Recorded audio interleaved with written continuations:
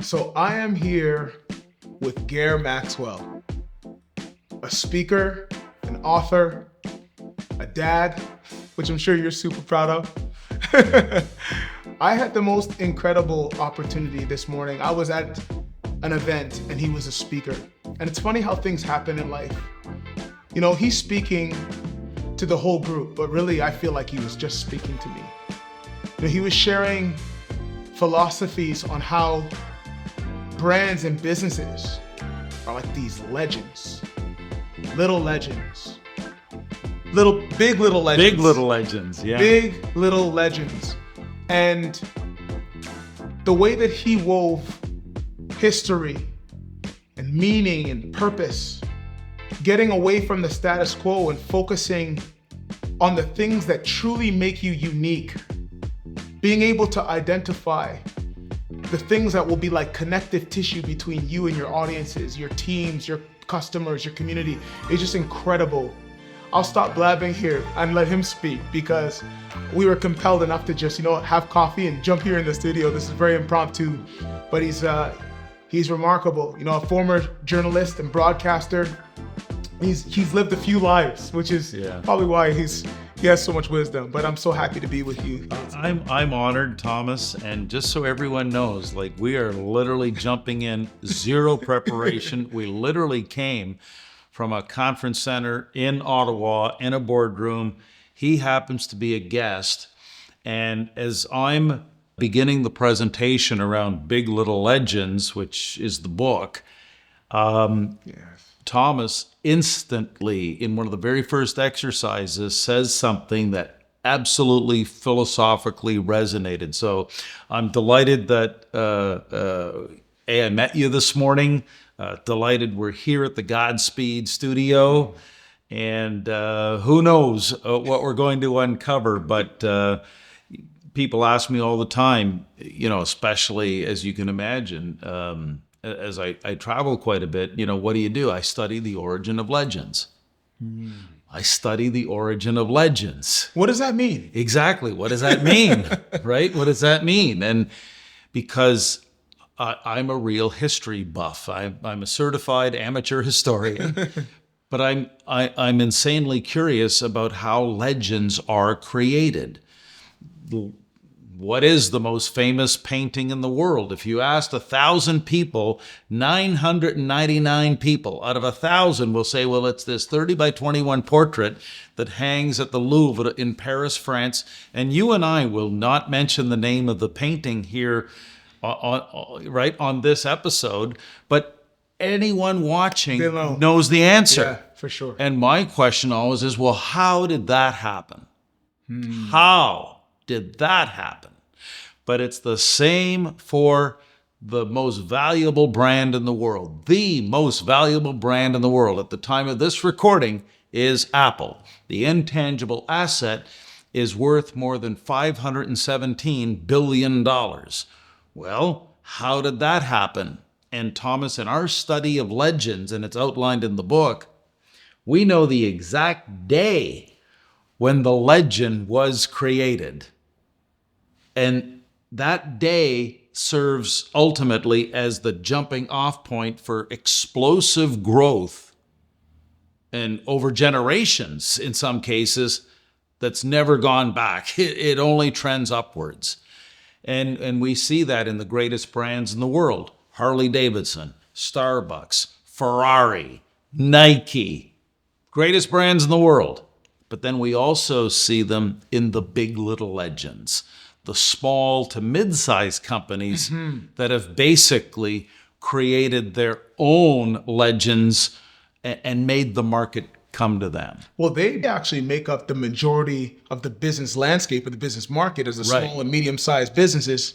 And they have probably the greatest ability to impact our daily lives. Talk to me a little bit about what big little legends are and how small businesses should think about themselves as big little legends. Okay.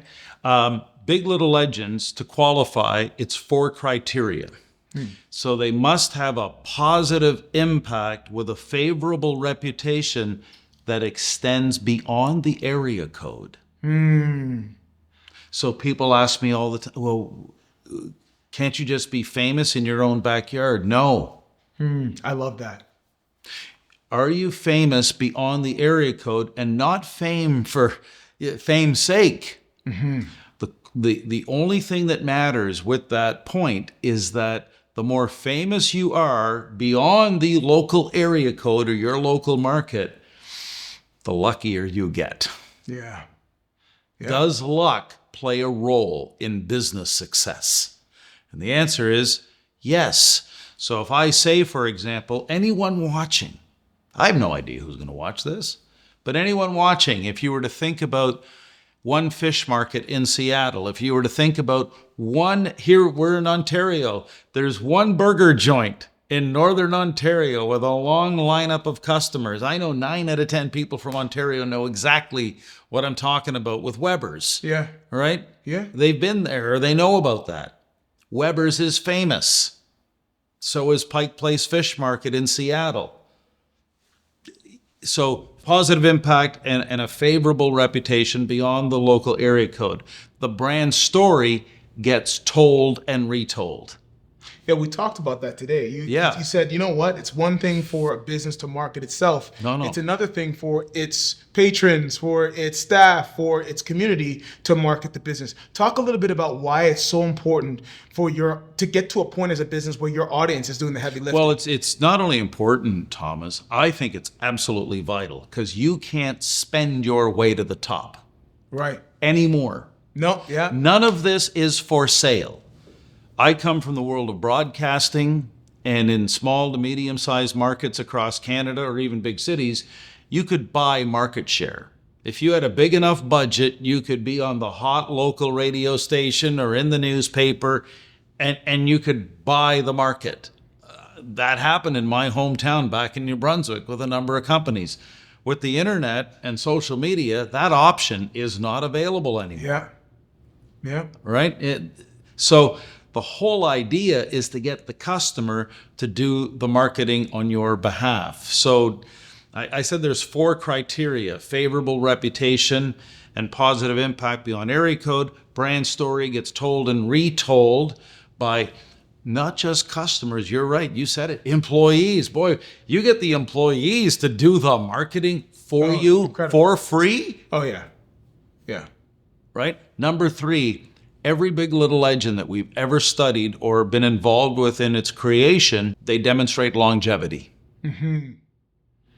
Okay? It's not a one-off campaign. You're playing a very long game. And number 4, every single one of them owns a substantial share of the market.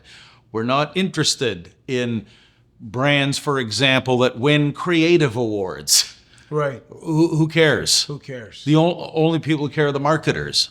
Well, real people don't care about marketing. They really don't. They don't. They don't. In fact, if you and I walk into any coffee shop, and we just get back from a crowded coffee shop in Ottawa, you go into any grocery store, you go into any hockey rink, you go on any airplane like I do all the time, you look around where real people gather, not one of them is sitting there discussing target demographics or think about or data points related to media buys. Like, real people don't care. In fact, they hate marketing. They distrust it. Yeah. Okay. However, the same audience, they do care about stories, and they care about legends. So our whole philosophy is predicated on that. Stop normal marketing. Give them stories. I want to talk to you about stories. Yes. And legends. If one of the people watching is a small to medium business, sure, and they want to become a big little legend, and they know your 4 points, and they know that they need to be able to tell a story. Right. They need to retell and continuously tell that story, and they want to gain market share. What are some of the things that businesses practically need to think about or do in order to get to a point where they are storied? Well, that's a great question. And let's start with what they have to stop doing in this moment. They have to stop focusing on execution, implementation, solution, and tactilization. There, right now, Thomas, there is an epidemic across business leadership throughout North America. We want to know what to do, and we want to do it like next week.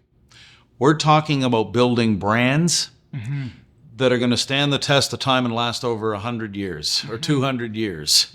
It might take a little reflection, contemplation, and experimentation to figure out how this works. So think of Hollywood. When they come up with a story they want to shoot, like let's say Moneyball. Yeah. Okay, great movie. A lot of people have watched the movie Moneyball. Well, it started with a book. Right. Michael Lewis wrote a book. And years later, they turned it into a screenplay. Now, I'm not saying this has to take years, but you got to start, believe it or not, with the written word. Not ChatGPT, not trying to find some shortcut. Yeah. Yeah, you're actually going to have to do some soul searching, which is what I love about what you're doing with your work. You're helping people essentially do some soul searching at a deeper level to figure out their purpose. That's right. That's what you're trying to do. 100%. And so without being this turning into a shameless self-promotion for the book, no, it's not. But no, I want people to know about the book. Well, but Big Little Legends through 12 chapters or the audiobook is a great place to start reflecting, because you're going to see the real life case studies, real life stories from people who've actually done this, right? And you might have to think it through a little bit. But the fundamental is this. If your focus is purely functional on your product or service, you do not have a brand. If there's no story, there's no brand. And your story, okay, has to have certain storytelling elements to it. Has to. And one of the things we do in our work is we know there's only 7 basic stories. There's only 7. It's called the 7 basic plots. And I summarize it in chapter 3. And it was a guy from the United Kingdom, Christopher Booker, who spent nearly 4 decades researching the origin of story. And I went, as soon as I found it, Thomas, I thought, that's it. This will never change. Okay, there's only 7 basic stories. Because we keep repeating those stories. Exactly. So if your marketing and communication doesn't align with at least one, if not 2 or 3 of these 7 basic plots, there is no story, there is no brand. Right. It's just product, service, feature, advantage, benefit. Yeah. Right? Which can't leave a legend. It can't be legendary. And you can't create differentiation in the market. So what is that? Okay, so what does all that mean? Well, if you look at, Nike, just use Nike. It's a great example of overcoming the monster. That's one of the 7 basic plots. Overcoming the monster. David and Goliath. Yeah. Shawshank Redemption. Yeah. Moneyball. Low budget team with no resources. How are they going to beat the Yankees and the Red Sox? Yeah. Oh, and we've got a divorced single dad named Billy Bean, played by Brad Pitt. And what monsters, what dragons does he have to slay? He's surrounded by a bunch of fuddy-duddy scouts. He's got the people calling in on the radio talk shows. Overcoming the monster, the underdog. That's Rocky, Rudy.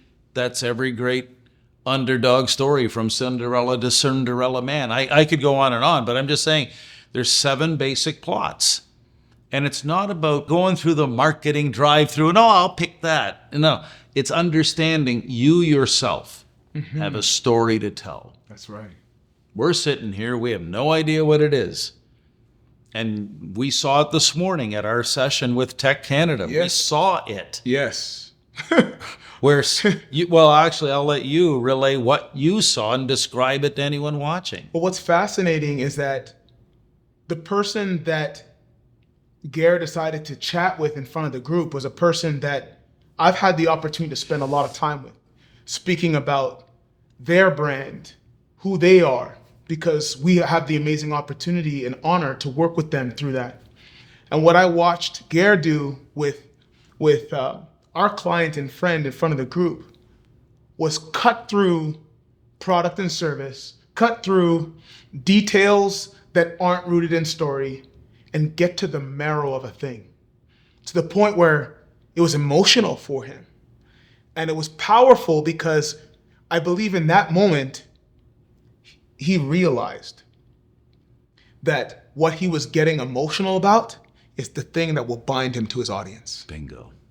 And I think that businesses need to, like you said, product and service is important at the end of the transaction. But what gets people through every step Right. in building enough trust to give money for a service or product is everything you're talking about. It's about the story. It's about people being able to see value, being able to see themselves in that business. So I think, with the story, like for instance, you use Nike as a brand. People buy those because Nike really is the goddess of victory. They say, just do it. Those 3 amazing words we talk about. People buy that because they want to be a part of that story of winning, of experiencing victory, getting to where they want to be. So, ultimately speaking, it's a legend they want to be a part of. So I love the way that you frame a great brand and small to medium-sized brand as a big little legend. Right.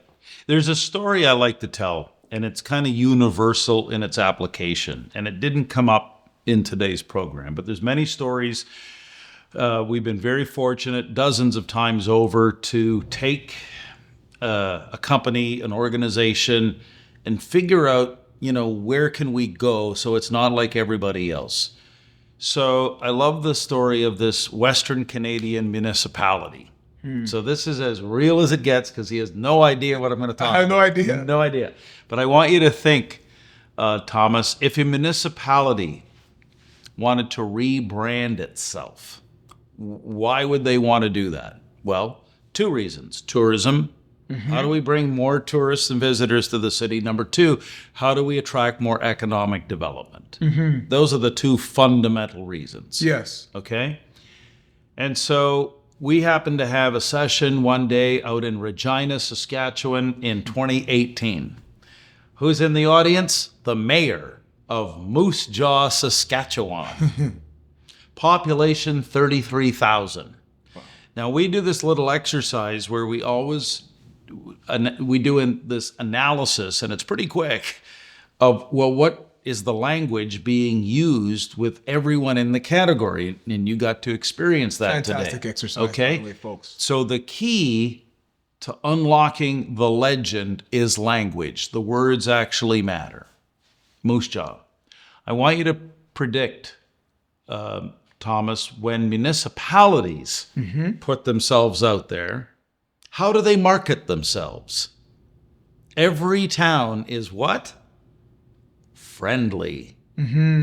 Every town is a great place to belong and live, work, and play. Yes. And raise a family. Every town. All the cliches. Right. And we call that pure vanilla. Yeah. Yeah. There's no differentiation at all. So we got the invitation from the city of Moose Jaw, Saskatchewan to go in. And how do we totally change the story? And as people will discover in the book, especially in chapter 7, you've only got about 2 to 6 words to nail it. Nike did it with 3. And whatever you come up with has got to align with those 7 basic plots we talked about earlier. So knowing how much is involved in this, I want you to picture we did this executive boot camp with some leading citizens in the municipality of Moose Jaw, Saskatchewan. It was September of 2018. So we've got business leaders, we've got people from the Chamber of Commerce, economic development, fire department, police department, okay. After we put them through the process, the smoke clears, the dust settles, we've got 4 words we're going to take to the market. And Moose Jaw, Saskatchewan has never looked back. It's never been the same since. This was launched in 2019. By 2023, a town with a population of 33,000, in year 1, tourism spiked 30%. In 4 years, because the city manager called, from 2019 to 2023, they did a study, $1.25 billion in new projects Wow. coming to the city of Moose Jaw. It represents nearly 1,000 new jobs. What changed? The 2 to 6 words. The whole story. The story. And the reputation and the identity. So tell us about the identity. Are you ready for it? I'm ready. Moose Jaw, Saskatchewan. Canada's most notorious city. That's gangster. I love it. That is awesome. They became Wow. Canada's most notorious city. They have won many awards for their marketing and branding efforts nationally. They are not playing the same game. They're not playing the same game. Yeah, they're in another category. They become the category of one. That's right. And that's, and to me, the whole idea is, and then we encourage our clients, you play chess, let everybody else play checkers. Exactly. Yep. But you've got to recognize that this might take a little bit of work. So from the time the mayor and I talked to the time we did the executive boot camp to the time we launched, that's a good, 6-7 months of incubation and thinking about it and experimentation and developing the concept to Which at the end of the day is nothing. That's no time for the type of transformation and impact that it had on the municipality. You got it. To me, and that's the thing that still boggles my mind, that leaders will look at that type of investment and say, I don't have the time or the money to invest in something like this when it's everything. That is everything. Like the future of Moose Jaw in that moment relied on defining its story, coming up with that 2 to 6 words, being able to continue to tell the story to impact reputation, keep growing, and become a legend. Yeah, well, and there's, as you can appreciate, there's a story behind the story, obviously, but what they have that nobody else has in this country is an identity all their own. Yeah. Okay? Vegas has an identity. Yeah. In the municipality category, Big right? time. And a few other towns do. Yeah. Because I study that stuff. Right? But that's why what we're talking about when you create the legend and an identity all your own, then you basically tilt the playing field, make the market come to you, and all kinds of things happen. Doors will open that you never saw coming. But to your point about leadership, that's what we discovered. And I know we got to wrap this up, but maybe we can wrap it up here. This is not a marketing issue. People think it is, and it's not. Right.